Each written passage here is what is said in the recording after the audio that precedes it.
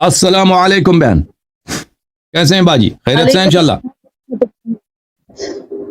मेरी आवाज आ रही है आपको? आप बहुत वाज़ेह, हसन बहुत। भाई? अल्लाह ताला आपको जज़ाए खैर दे, अल्लाह ताला आपको इज्जत दे। Thank you sister. सलामत रहें। माशाल्लाह बहुत अच्छे प्रोग्राम जा रहे हैं आपके। अल्लाह मोहम्मद अल्लाह आपको अहले बैत सलामती दे मोहम्मद सिस्टर। के सिफत खैर में इजाफा फरमाए। और माशाल्लाह 2 दिन पहले हमारे बहुत ही अजीज सैयद मसरूर काज़मी साहब भी बहुत अच्छा खिताब करके गए हैं। काफी दिनों से माशा राब्ते में थे मेरे भाई जो मोतबर उस्मान भाई हैं, आपके असिस्टेंट। शाबान से कुछ रूटीन नहीं बन रही थी, जश्न के हवाले से कुछ मसरूफियात थी और जी। मजालिस के हवाले से। तो फिर आज थोड़ा वक्त मिला तो मैंने कहा जरूर हम अपने भाई को ज्वाइन करें। अल्लाह आपको अल्लाह सलामत आपको रखे। इज्जत दे। ये तो हमारी सिस्टर हैं, ज़ाकिरा हैं, खतीबा हैं, मेंबर की खिदमत करती हैं। इमाम हुसैन अलैहिस्सलातु वस्सलाम, अहले बैत अलैहिस्सलाम का जिक्र और उनके फ़ज़ाइल लोगों को सुनाते हैं। और इनका इसमें गिरामी है सिस्टर मदीहा हुसैन आबिदी। आपकी तशरीफ़ आवरी और ज़रा नवाजी का बड़ा शुक्रिया। अल्लाह आपको इज्जत दे। और आप जैसे हमारे सिस्टर्स जो हमारी बहनों की मजालिस को वो रौनक बख्शती हैं और अहले बैत अतहार अलैहिस्सलाम की खिदमत करती हैं, अल्लाह ताला उन सबको जज़ाए खैर दे। अल्लाह ताला आप सबको इज्जत दे। जी सिस्टर, मैं आपकी खिदमत में हाजिर हूँ। और आपने जिक्र किया हमारे ऑपरेटर साहब का, तो हमारे दो ऑपरेटर हजरात हैं, एक चौधरी उस्मान साहब हैं और एक अपने खान साहब हैं। दोनों मेहनत करते हैं। खान साहब की बहुत मेहनत है और चौधरी उस्मान साहब की भी मेहनत है। हम दोनों के शुक्रगुजार हैं। जी सर। जी जी बहन जी। मैं हसन भाई इस हवाले से गुफ्तगू करना चाहती हूँ कि रमज़ानुल मुबारक जब भी आता है तो मिल्लत इस्लामिया में बड़ी सारी तब्दीलियां आती हैं।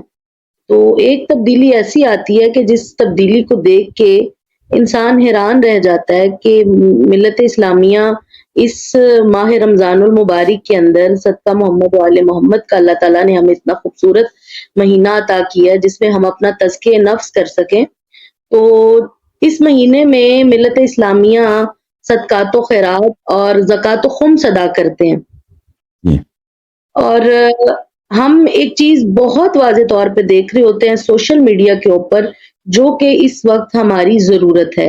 हर प्लेटफ़ॉर्म से ये बात बयान होनी चाहिए, जो महराब व मिंबर से वाबस्ता हैं, ज़ाकिरीन, उलमा, वाइज़ीन, अकाबरीन, तमाम इस चीज़ को बयान करें कि जो भी हम राह खुदा में देते हैं, चाहे वो एक खुरमा ही क्यों ना हो, उसका अजर हमें खुदावंद आलम ने देना है।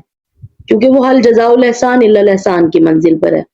तो हम वो जो नेकी कर रहे होते हैं, वो नेकी करके दरिया में डालने की बजाय वो नेकी करके हम फेसबुक पे क्यों डालते हैं?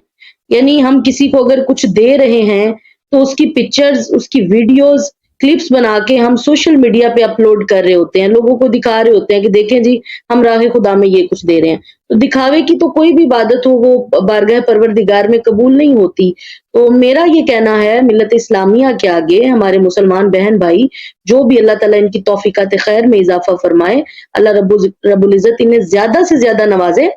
तो जो भी आप राह खुदा में देते हैं, वो एक हाथ दें, दूसरे हाथ पता ना चले। यानी नेकी करें तो वाक़ईन ही दरिया में डालें। और हम तो एक दफ़ा दे के और सोशल मीडिया पे वो चीज़ें अपलोड कर देते हैं। एक दफ़ा देते हैं, इसी महीने में देते हैं। लेकिन उन लोगों को जिनकी तस्वीर, जिनकी वीडियोज़ सोशल मीडिया पे अपलोड होती हैं, उन्हें पूरा साल दूसरे लोगों को फेस करना पड़ता है, जो कि एक निहायत ही गलत अमल है।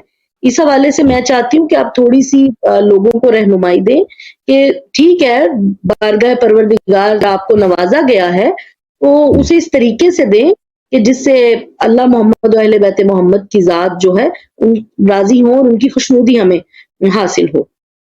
जी बिल्कुल सिस्टर, आपने सही फरमाया। इंशाअल्लाह मैं उम्मीद करता हूँ कि मोमिनीन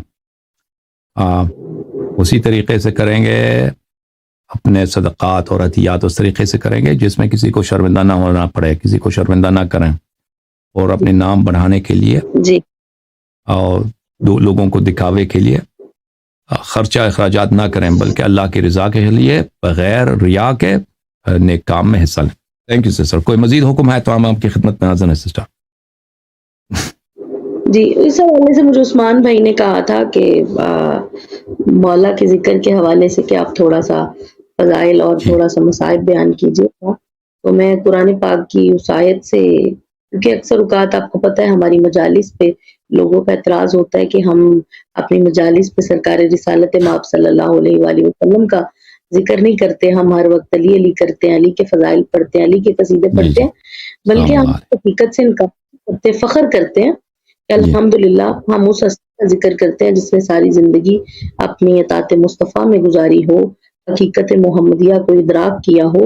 اور میں سمجھتی ہوں کہ اگر ملت اسلامیہ آج بھی ایک پلیٹ فارم پہ اکٹھی ہو جائے، حقیقت محمدیہ کو درک کر لے، تو ہمارے مسلمانوں کے اندر جتنا انتشار ہے، جتنی فرقہ بندی ہے، یہ بھائی بھائی کے خون کا پیاسا ہے، مسلمان مسلمان کے خون کا پیاسا ہے، یہ ساری لڑائیاں، یہ سارے جھگڑے فساد ختم ہو سکتے ہیں. ہم ایک پلیٹ فارم پہ اکٹھے ہو سکتے ہیں، اس لیے کہ قرآن پاک میں اللہ تعالیٰ ارشاد فرماتا ہے کہ قل ان کنتم تحبون اللہ فاتبعونی یحببکم اللہ ویغفر لکم ذنوبکم واللہ غفور رحیم.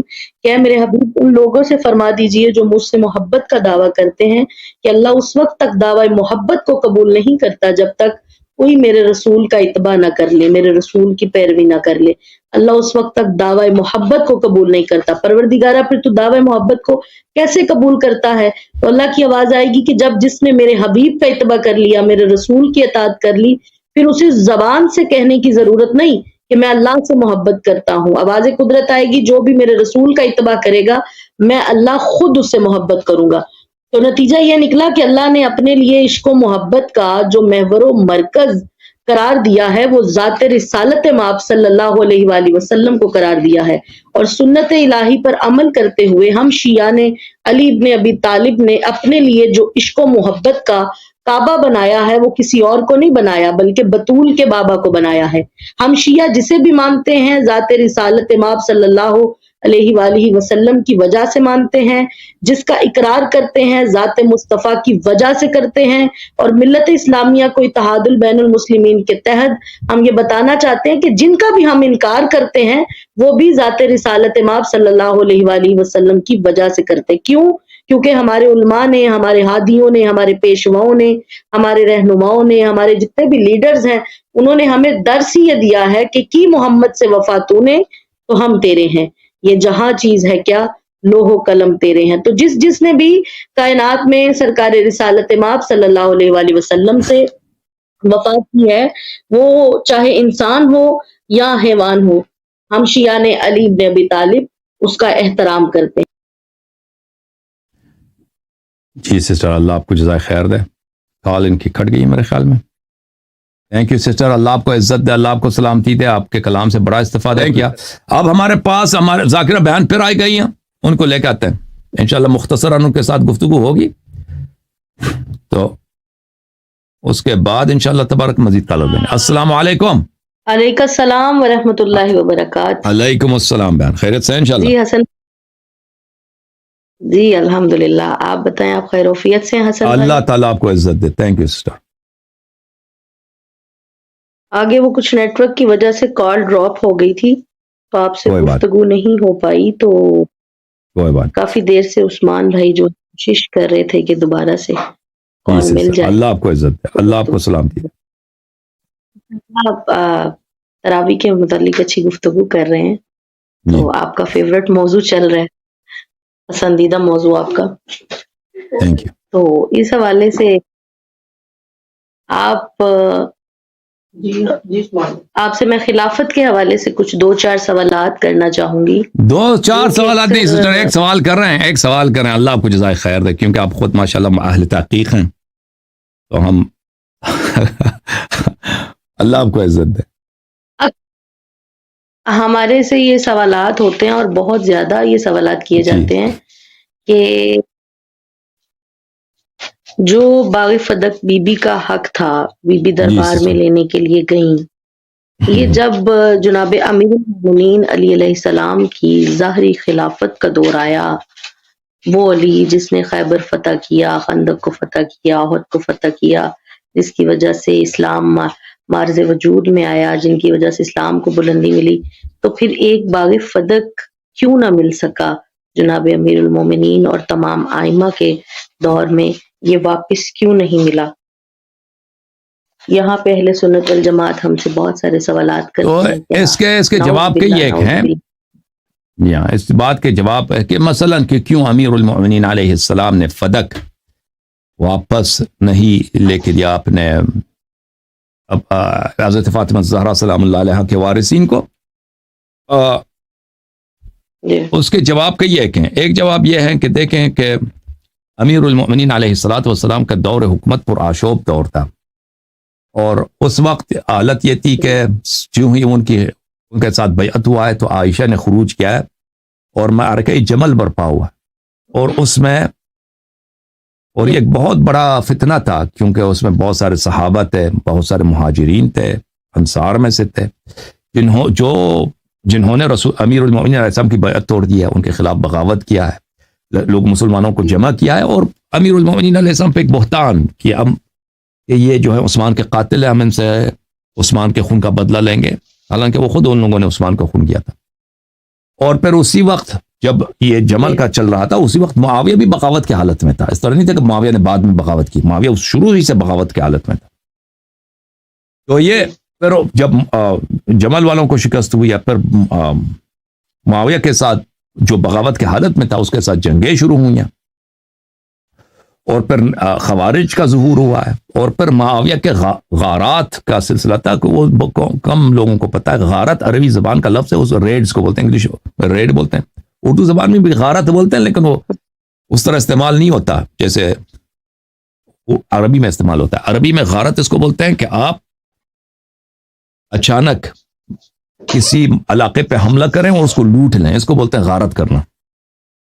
غارت کس کو بولتے ہیں؟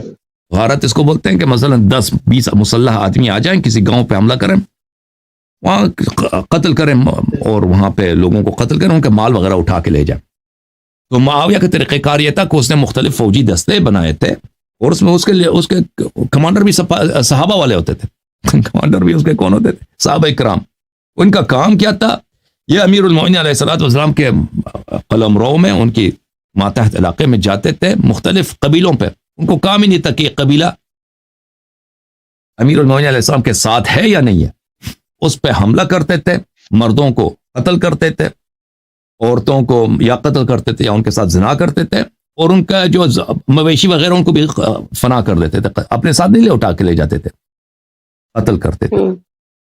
اس طرح ایک دہشت گردی کا سلسلہ معاویہ نے، سب سے پہلا دہشت گرد اسلام میں جو شروع ہوا ہے نا، یہ البتہ سعد بن عبادہ کے قتل کے بعد جو بڑے پیمانے پہ دہشت گردی کیا ہے، اور دہشت گرد گروپس کو اس نے فنڈز دیے، کون ہے؟ معاویہ.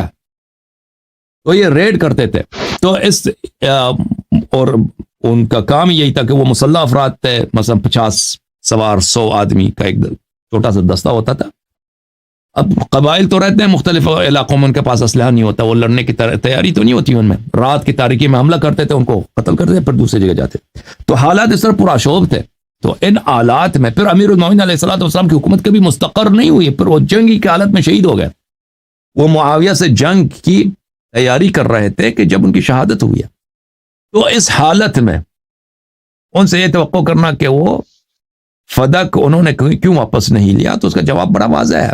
ان کی حکومت ایک پراشوب حکومت تھی، اور ان کا دور حکومت اس طرح نہیں تھا کہ وہ حالات میں مسلط تھے اور پوری جو لوگ ان کی اطاعت کر رہے تھے، اور سب کچھ اگر وہ چاہتے تھے ہو سکتا تھا. تو اس طرح حالات نہیں تھے، ایک بہت جو سچویشن تھی وہاں پہ اس طرح تھی. دوسری بات یہ ہے کہ امیر المؤمنین علیہ الصلوۃ والسلام کا اپنا خطبہ ہے. میں نے کل، اگر جو لوگوں نے کل دیکھا ہے میرے پروگرام کو، کہ وہ اپنے خطبے میں فرماتے ہیں کہ مجھ سے پہلے جو وہ روضہ کافی کی جلد نمبر 8 میں، کہ مجھ سے پہلے جو خلفاء تھے وہ کیا کرتے تھے، انہوں نے بہت سارے کام کیے ہیں کہ انہوں نے رسول پاک صلی اللہ علیہ وسلم کی مخالفت کی ہے،